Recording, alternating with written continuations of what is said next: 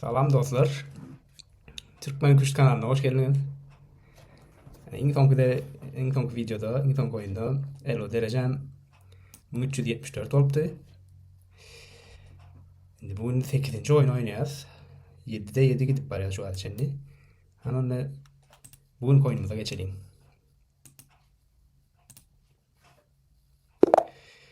Ama bugün kara mallarıyla oynayacağız. Ben şu karalarda Sicilya'nı kovuyorum. Onun için Sicilya'nın açılışı bilen başlayalım. Şimdi bu yandaki C3'deki peşkani oynadı. İndiki ölçümde şu peşkani D4'e gelmek isteyen. Bizim şu yerdekini öne süreli. Hava. Şimdi şu at bunu iyiyse de bunu iyip biliriz. Şunun için şunu çıkıp biliriz.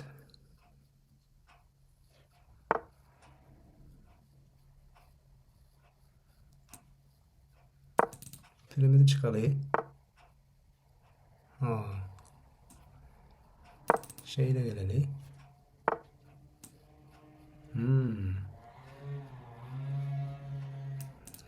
Şimdi şu at ne mi etti bu? Peş kız bilen bizim terzi yiyecek ol ya. Ola olma ya.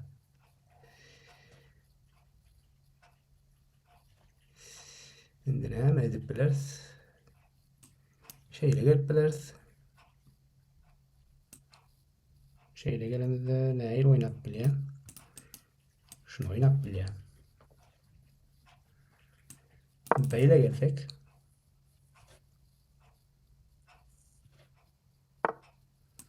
Oo. Bunu yiyecek beyle geliyor hem nedirimize hem atımıza olmaya. Beylik gelse de vezirle şah derse hani uzak olmaz da. Şimdi beyle oynasak bunu iyi ya. Şah versek onu bilen gel öydüne iyi ya. Onun için olam olmaya. Beyle oynasak.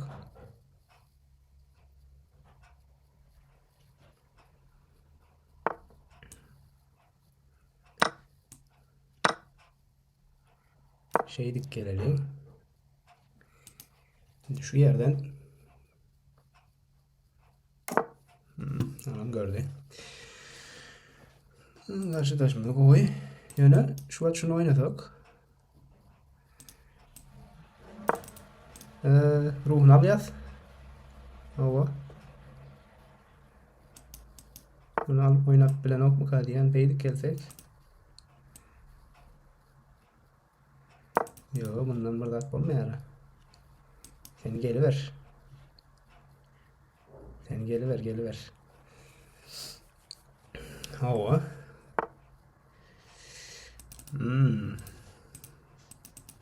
Oğlum koy. Benim beyle gelecek diyen ha. Senin beyle gel.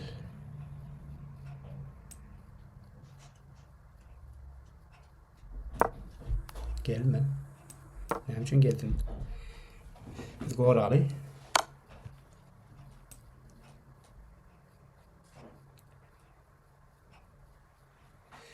Eğer beylik gelse hem onu bunu mu? Yo yine bolan o.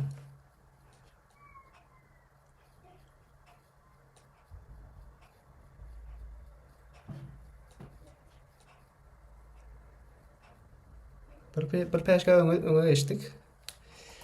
Kıyın başladı yani. Bu açılışken açılış diyeyim de o Sicilya'nın açılışına başladık yani.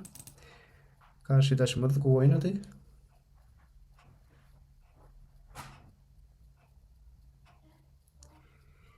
Şimdi şu at ne oynayabiliriz biz?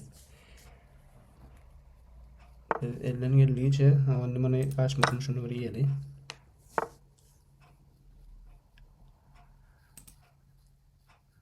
Şunu oynayalım. Beylik gelecek mi? Seyreden şunu. Artık oyna atıyor var ha. Şimdi beylik oynasak. Atı iyi de gelsek. Atıyı da geleli. Anladı bu ara.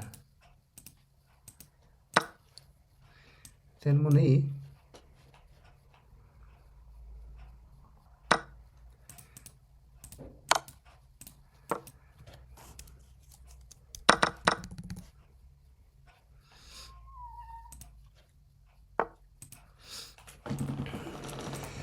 Be.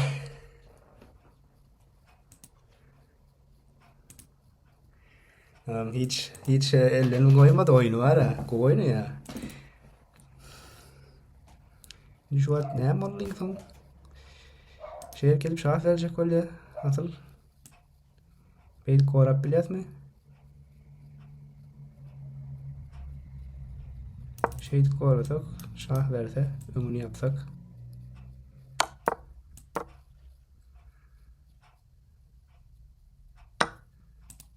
Ne ettim?